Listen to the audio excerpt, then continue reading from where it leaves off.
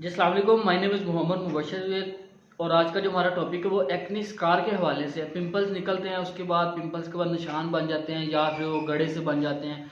ठीक है, स्किन बिल्कुल डैमेज हो जाती है। बाज़ दफ़ा होता है कि जो निशान से पड़ जाते हैं वो तो ठीक हो जाते हैं, जब गड़े से बन जाते हैं उनको सॉर्ट आउट करना बड़ा मुश्किल हो जाता है। डर्माटोलॉजिस्ट के पास जाएँ तो वो एक तो लेज़र ट्रीटमेंट होता है, डर्माब्रेशन ट्रीटमेंट होता है, उसके अलावा टॉपिकल ऑइंटमेंट्स या क्रीम्स आ जाते हैं। तो आज हम जिस मेडिसिन के बारे में रिव्यू करने वाले हैं, ठीक है जी, इसके बारे में मेरा पर्सनल एक्सपीरियंस भी है। पेशेंट को भी मुख्तलिफ पेशेंट को हम लिख के देते हैं और मुख्तलिफ लोगों से हमने इसका ओपिनियन लिया भी हुआ आया कि ये कोई काम करती है, फ़ायदा होता है कि नहीं होता। ज़्यादातर जो पेशेंट है उनका यही है कहना कि इसका फ़ायदा है। बाज़ पेशेंट ने बोला कि इसका कोई फ़ायदा नहीं, मगर ज़्यादातर में यही पाया जाता है कि इसका फ़ायदा काफ़ी ज़्यादा है। जिस बारे में क्रीम के बारे में, मेडिसिन के बारे में आज बात करने वाले हैं, उसका नाम है कंट्रैक्टोबैक्स जेल। ये आम मार्केट से मिल जाती है, 200-250 रुपये में मिल जाती है। तो ये किस किस तरह काम कर सकती है, कौन कौन से हिस्से में। तो ऑपरेशन हम लोग करवा लेते हैं किसी भी किस्म का, उसका स्कार पड़ जाता है, ठीक है जी।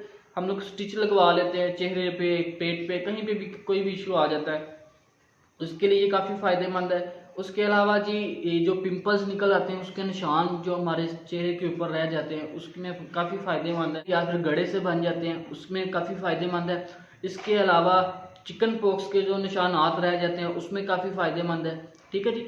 इसके अलावा हम लोग ऑपरेट करवा लेते हैं या स्टिच वगैरह करवा लेते हैं, तो इसमें काफ़ी ये बेनिफिट साबित होती है, इसका काफ़ी फ़ायदा है। मगर इसको यूज़ करने का एक तरीका ये है कि हमने कम से कम 2 महीने 3 महीने से यूज़ करना है, फिर इसका रिजल्ट आना स्टार्ट होगा। ये नहीं कि मैंने रात को लगाई है और सुबह मैं शीशा देखूं कि मुझे देखूं कि कोई फ़ायदा होना शुरू हुआ कि नहीं हुआ। इस तरह बिल्कुल नहीं होगा। किसी भी पेशेंट ने जब भी ये क्रीम इस्तेमाल करनी है तो डॉक्टर से पूछ के, डॉक्टर से मशवरा करके फिर ही यूज़ करनी है, ठीक है जी। क्योंकि इसमें सम एसिड ऐसे होते हैं जो स्किन के लिए हार्मफुल होते हैं, तो बाज़ दफ़ा रिएक्शन कर जाते हैं। हार्मफुल तो नहीं कह सकते, रिएक्शन कर जाते हैं।